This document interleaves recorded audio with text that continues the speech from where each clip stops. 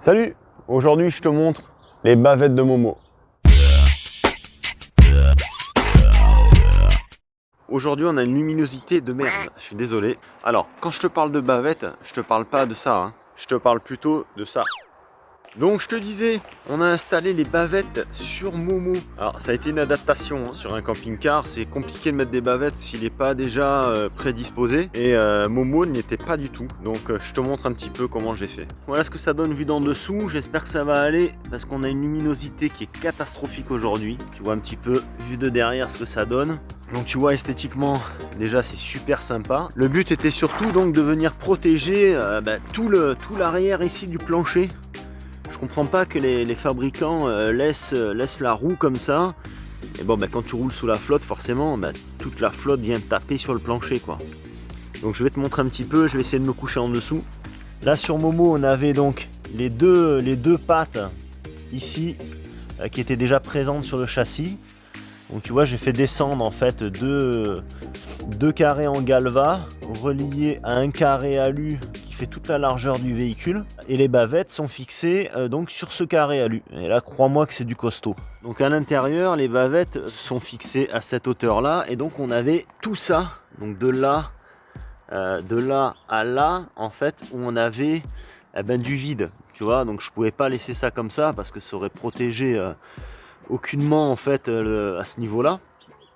Donc ça, en fait, cette partie-là, je l'ai fabriquée, système D. Je cherchais un bidon, mais bon, je n'ai pas trouvé de bidon assez grand. J'ai pris une poubelle, tu sais, les poubelles noires rondes, là, que j'ai découpées, et donc ça m'a permis de venir prolonger, donc de là jusque ici en haut, le passage de roue. Voilà, donc là, tu vois, c'est nickel. Donc tu vois, c'est propre, hein. Là, on est fixé comme ça, vis inox. On est repris donc sur le haut de la bavette. Et là-haut, on est parti se raccorder. Voilà, on voit bien là. On est parti se raccorder sur les emplacements d'origine, en fait, du garde-boue d'origine, hein, où est-ce qu'il venait s'arrêter. Donc, j'ai pas repercé, il n'y a pas de trou supplémentaire. On est vraiment venu se reprendre sur le... tu vois, là, on voit la continuité, hein. Voilà, on est vraiment venu se reprendre sur le garde-boue d'origine. Et franchement, en plus, ça lui donne un look super sympa. Ça fait plus mastoc, c'est quand même bien plus sympa. Au niveau de la hauteur, tu vois, on est à peu près à 4 cm du sol. Bon, après c'est prévu, hein, c'est prévu pour racler. Bon, tu vois, c'est complètement flexible, hein. Ma barre, elle est bien costaud, donc il n'y a pas de souci. Voilà, donc ça a été, ça a été du taf, hein. Je te cache pas que ça a quand même été du boulot de concevoir tout ça. Tu vois ici au centre, j'ai mis également des contre-écrous. Mais bon, je suis content, c'est fait. Et je pense que ça va être un des rares rapidos à avoir des bavettes. Parce que c'est pas du tout adapté pour recevoir des bavettes. Vu de l'autre côté, là on voit la barre, hein, ça s'appelle la barre de fer, qui part d'un côté jusqu'à l'autre.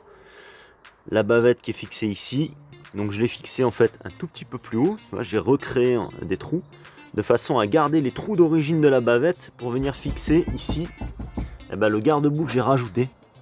Voilà. Et là, tu vois, si je roule dans la flotte, etc., je peux faire des milliers de kilomètres.